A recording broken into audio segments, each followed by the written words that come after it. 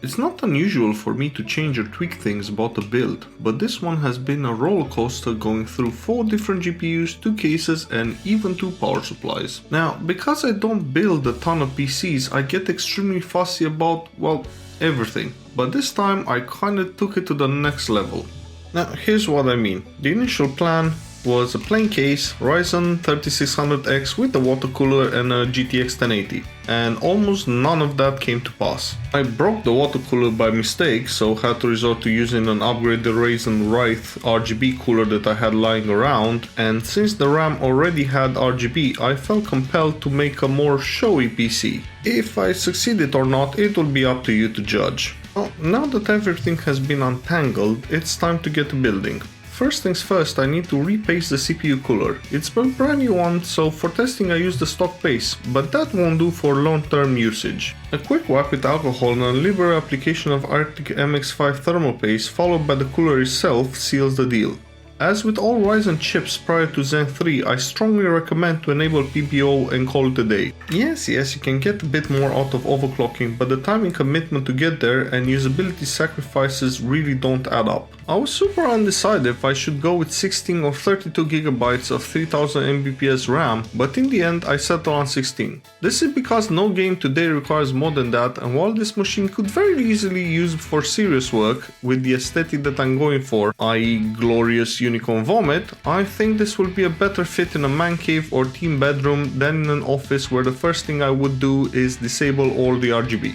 The case all of this will go into is a Corsair Carbide Spec Delta RGB that for once is compatible with the motherboard headers. Like every single time I either had ARGB on the mobile and RGB on the case or vice versa, but not this time. It's software control RGB or bust. The rest of the components consist of a 500GB SATA M.2 drive and a VS550 PSU. You will have noticed that I conveniently cut out the PSU installation, mostly because I only filmed the CX750 install. That PSU, while a very competent unit, was plagued with horrendous coil whine at around 250 watts total system usage. I did make it better by using silicone and quieting down significantly, but not enough for a mid-range build, so I was forced to switch. We'll probably have a video on how to do that at some point because it's really useful. Oh, and this footage of me installing a Zotac 1080, yeah, you can go ahead and ignore that as well, please. And finally, the card that needs to go in here, a well-built dual-fan Gigabyte GTX 1070. I have high hopes for this particular model 1070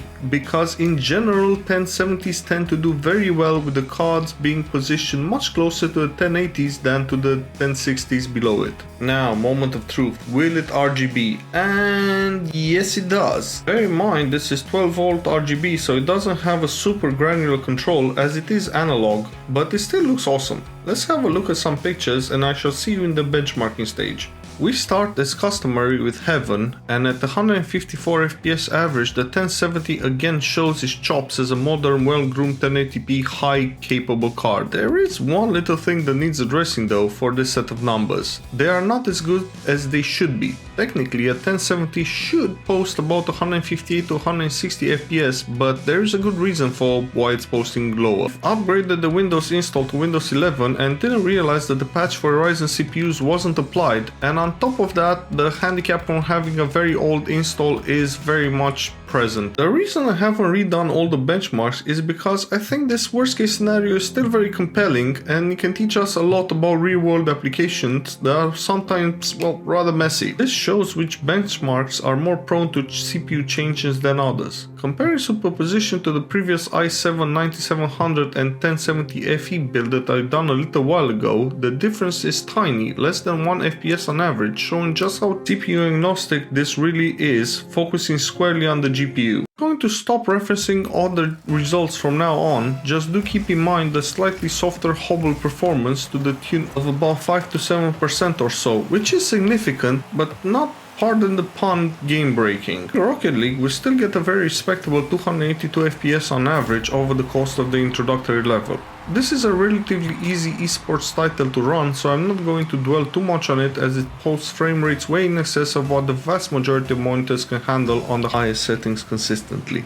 In Fortnite on 1080p Epic we get around 73 FPS on average with relatively rare but mostly important very mild frame time spikes. If you are not that fast or your monitor only has 60Hz refresh rate, then this is definitely the way to go. Otherwise you can drop down to medium with epic draw distance and enjoy substantially higher frame rates suitable for high refresh rate gaming monitors. Because of its less than spectacular optimization, I was expecting Horizon Zero Dawn to take a substantial hit from the cache latency issue in Windows 11 on Ryzen CPUs, but to my surprise the delta was less than 2 FPS to the expected result. And this still puts it in excess of 60 FPS regardless, and for a game that is so focused on exploration, this is a perfectly acceptable result with the lead to an enjoyable experience that is going to benefit from all the eye candy this title has on offer. Instead, Death Stranding takes the hit with about 86 FPS on average instead of the 90 or so I would have gotten otherwise. Horizon Zero Dawn and Death Stranding are built on the same game engine, and it was surprising that the more optimized game takes the bigger hit.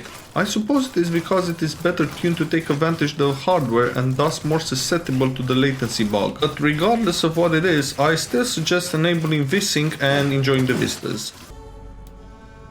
Assassin's Creed Valhalla is simply unfazed, granting us exactly 60 FPS on average. The perfect game to play on this GPU if there ever was one. Enabling VSync will reduce the average somewhat, but I think it will smooth out the frame times, and if you do happen to have a G-Sync compatible display, then even better. If it's not all that obvious by the games I choose to test, I really enjoy RPGs with decent graphics, relatively slow pace, and at least some story, so here again 60 FPS makes for a fine in-game experience. Oh, and let's not forget that the benchmark is a kind of a worst case scenario, so during normal gameplay your average will be way higher.